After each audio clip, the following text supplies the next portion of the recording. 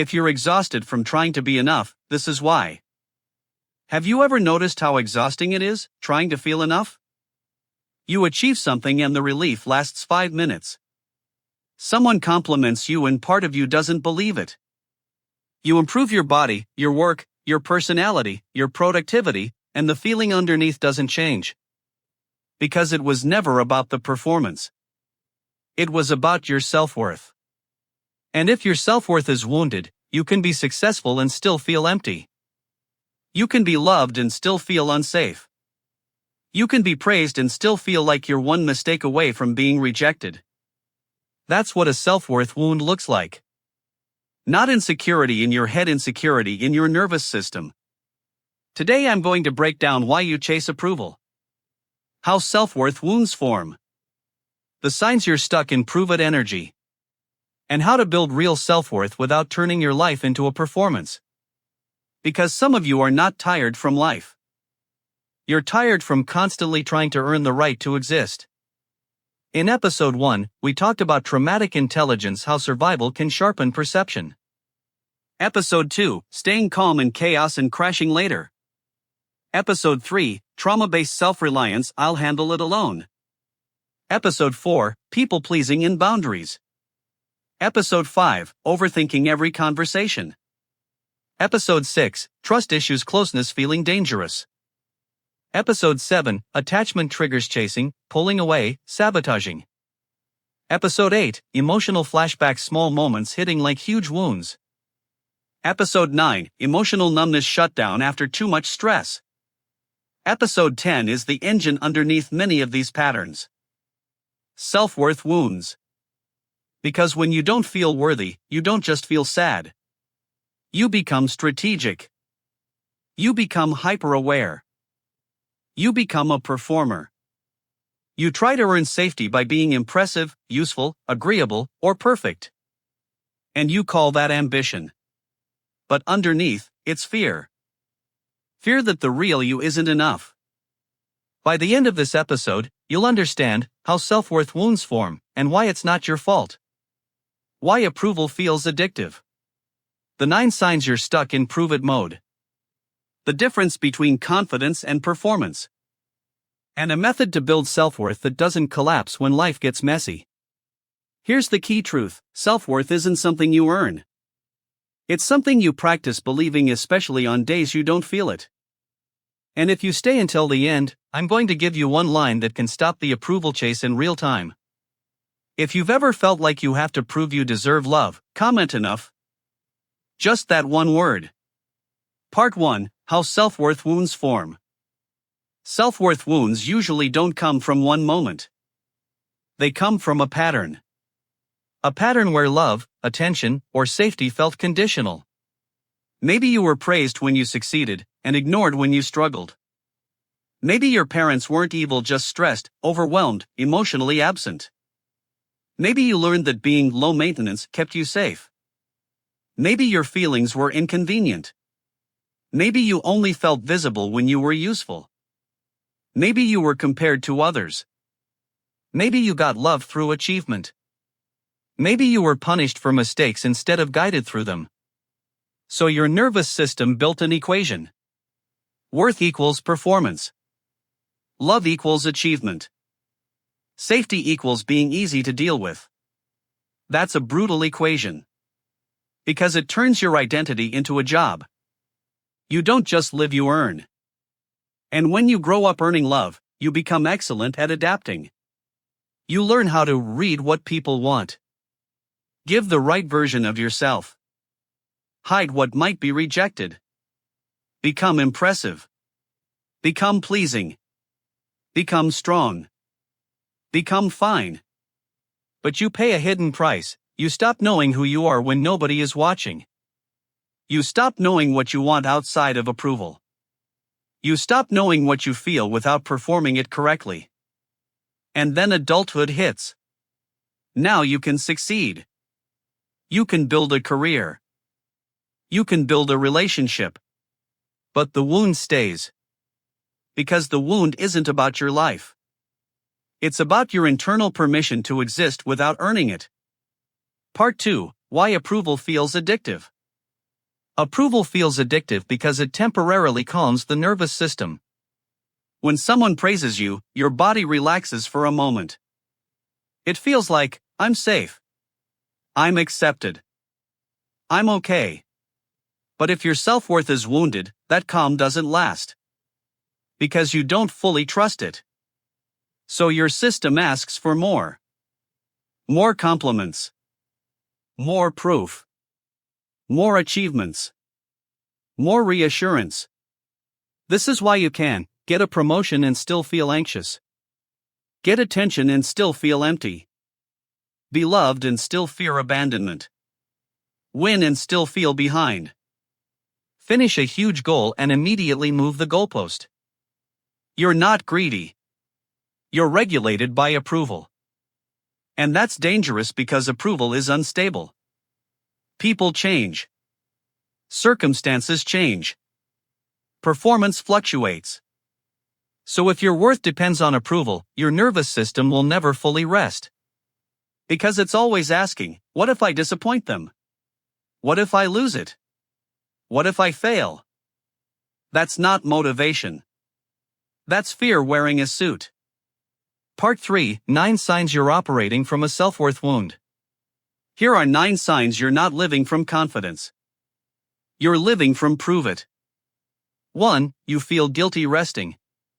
Rest feels like laziness, and laziness feels like danger. So you stay busy to stay valuable. 2. You take criticism as identity. Feedback doesn't feel like information. It feels like, I'm not enough. 3. You overachieve to escape shame. You don't chase success for joy. You chase it to silence the voice that says you're failing. 4. You people please to avoid rejection. You manage others so you won't be abandoned. You become what's needed instead of who you are. 5. You fear being average. Because average feels invisible. And invisibility used to be unsafe. 6. You struggle to receive love without earning it. Kindness makes you uncomfortable because you didn't do anything for it. So you deflect it, question it, or try to repay immediately. 7. You constantly compare. Comparison is how wounded self-worth tries to locate safety. Am I winning? Am I losing? Am I safe? 8. You feel like you're one mistake away from losing everything. This is the signature wound. You don't feel stable inside, so you build control outside. 9. You perform even when you're alone. You don't just try to impress people. You try to impress your own inner judge. So even in private, you can't relax. If you relate to this list, don't panic. This is common. But the fix is not be more confident. Confidence is the result. The work is repairing the worth equation. Which sign is the loudest for you? 1, 2, 8, or 9? Drop the number in the comments. Then stay with me because now we build the replacement system. Part 4: How to build self-worth without performing. 6-step method. Self-worth doesn't grow from affirmations alone. It grows from repeated experiences where you don't abandon yourself.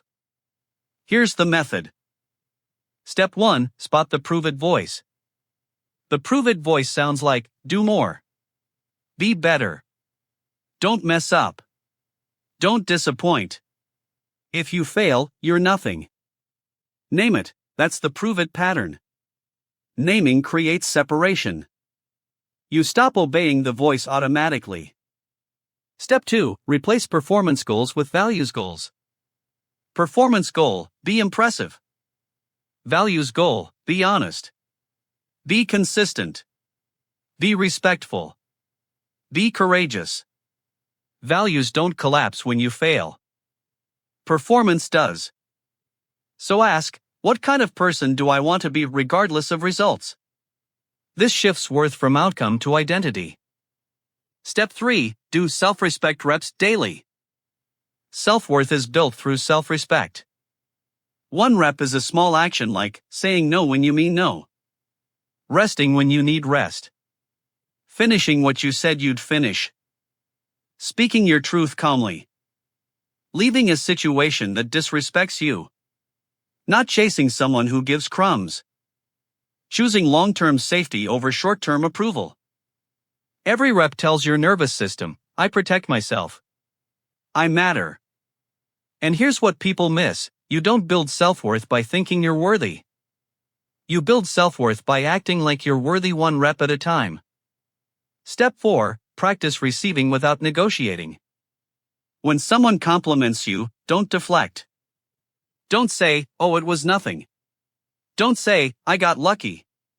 Don't make a joke. Just say, thank you. Then let the discomfort exist. That discomfort is your nervous system rewiring. You're learning to receive without earning. Step 5. Build proof through boundaries. Self-worth grows when you stop paying for love with self-abandonment. A boundary says, I'm not available for disrespect. I'm not available for chaos. I'm not available for crumbs. I'm not available to be used. When you enforce boundaries, your body learns, I can lose approval and still survive. That's the fear being healed. Step 6. Redefine enough as a non-negotiable floor. This is the shift. If your worth is performance-based, you'll never feel enough. Because enough moves. So make enough a floor, not a goal. Enough means, I am a human being with needs. I deserve respect. I deserve rest. I deserve honesty. I don't need to earn basic dignity. That doesn't mean you stop growing. It means growth comes from desire, not desperation. Part 5. The line that ends the approval chase. I promised you a line that can stop the approval chase in real time. Here it is, I don't need to be impressive to be worthy. Say it when you feel the prove it panic. Say it when you feel shame. Say it when you feel the urge to over-explain. Say it when you want to chase validation. Because the chase isn't about the other person. It's about your nervous system searching for safety through performance. And when you interrupt that search, you get your power back. Your worth doesn't come from being chosen. It comes from choosing yourself. Part 6. The REFRAME. Real self-worth is quiet. It's not loud confidence. It's inner stability. It's the ability to fail and still feel human. To disappoint someone and still respect yourself. To be misunderstood and still be okay. To be average sometimes and still feel worthy. Self-worth isn't I'm the best. Self-worth is, even if I'm not the best, I still matter. And when you build that, approval stops controlling you. Because you're no longer trying to earn the right to exist. You're living from the assumption that you already have it. If you're done living in prove-it mode, comment enough again. And if you want episode 11, we're talking about the inner critic. The voice that never lets you rest, the voice that turns small mistakes into shame, and how to shut it down without losing drive. Subscribe and turn on notifications. Episode 11 is next. And if you missed episodes 1 to 9, start at episode 1. This series is designed to be watched in order.